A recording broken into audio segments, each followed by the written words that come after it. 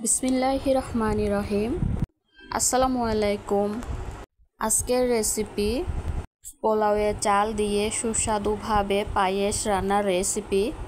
তাহলে শুরু করা যাক আজকের রেসিপি।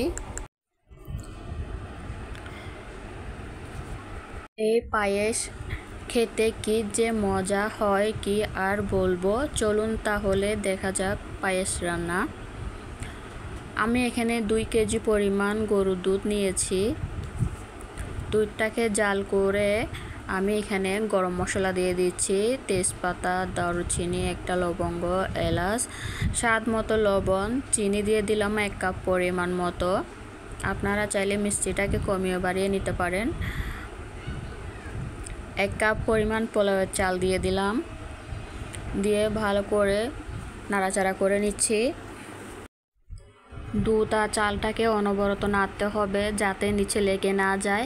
একটা চামচের সাহায্যে আমি চালটাকে একটু গুটিয়ে দিচ্ছি। আধ ভাঙা থাকবে চালটা, তেমন একটা গলে যাবে না আর কি, এরকম একটু একটু আস্তে আস্তে থাকবে। তো আমার পায়েসটা একদমই হয়ে গিয়েছে। অন্য একটা পাতিলে আমি এখানে কাজু বাদাম আর কিশমিশ একটু ভেজে নিচ্ছি।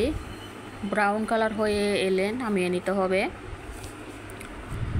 তো বাদাম আর কিশমিশটা আমার বাদামি কালার হয়ে গিয়েছে। এবার হচ্ছে আমি পায়েসের মধ্যে দিয়ে দিচ্ছি সেই ভেজে রাখা বাদাম আর কিশমিশ দিয়ে আবারও ভালো করে মিশিয়ে নিচ্ছি। এটাকে অনবরত নাড়তে হবে যাতে নিচে লেগে না যায়।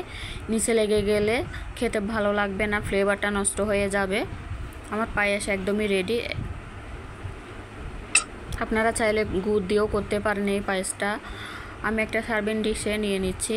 দেখুন আমার পায়েসটা একদমই রেডি। আর চালটা দেখুন আধ ভাঙা হয়েছে। তো উপর দিয়ে কিছুটা বাদাম কিশমিশ দিয়ে দিচ্ছি। দেখুন পায়েসের কালারটা জাস্ট কি আর বলবো। এই পায়েসটা খেতে কিন্তু অসম্ভব মজার হয়ে থাকে। আপনারা এটা বাসায় বানিয়ে খেয়ে দেখবেন, ইনশাল্লাহ ভালো লাগবে। ভালো লাগলে আমার চ্যানেলটি সাবস্ক্রাইব করে পাশে থাকবেন। আল্লাহ হাফেজ।